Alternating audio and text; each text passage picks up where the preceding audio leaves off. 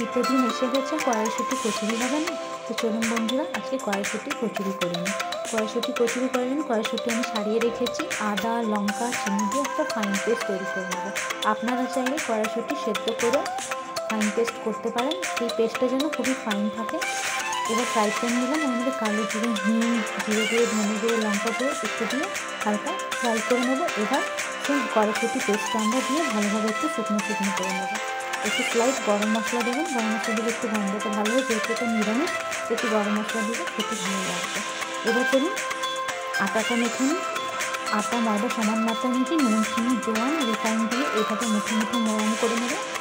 এবার ভালোভাবে আটাটা মেখে তেল দিয়ে মাখিয়ে কিছুক্ষণ রেস্ট করার জন্য ছেড়ে দেবো।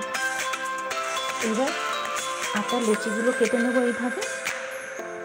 এভাবে বাটি করে পুরটা আমি ভরে দিলাম। এবার ভালোভাবে লুচিগুলো বেলে একটা থালায় করে নেব। এবার কড়াইতে রিফাইন তেল দিয়েছি, ভালো করে যখন রিফাইন তেলটা একেবারে গরম হয়ে আসে তখন এই কড়াইশুঁটি লুচিগুলো আমি ছেড়ে দেবো। এই কচুরিগুলো খুব গরম তেলে ভাজবেন, তাহলে কচুরিগুলো খুব সুন্দর ফুলে উঠবে আর খুব মচমচে হবে আর খেতে খুবই ভালো লাগে। আমাদের বাঙালিদের এই কড়াইশুঁটি কচুরি আর আলু দম খুবই প্রিয় খাদ্য। তা আপনারাও এইভাবে বানিয়ে খাবেন।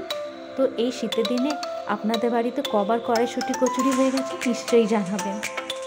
এভাবে আমি সমস্ত কড়াইশুঁটি কচুরি ভেজে তুলে নিচ্ছি। আমাদের কড়াইশুঁটি কচুরি একেবারে রেডি।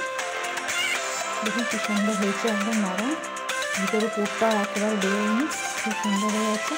এবার কড়াইশুঁটি কচুরি, আলু দম, গাজর আর নলেন গুড় দিয়ে আলু দমের লিঙ্ক আমার ভিডিওতে দেওয়া আছে, আপনারা দেখে নেবেন। Thank you.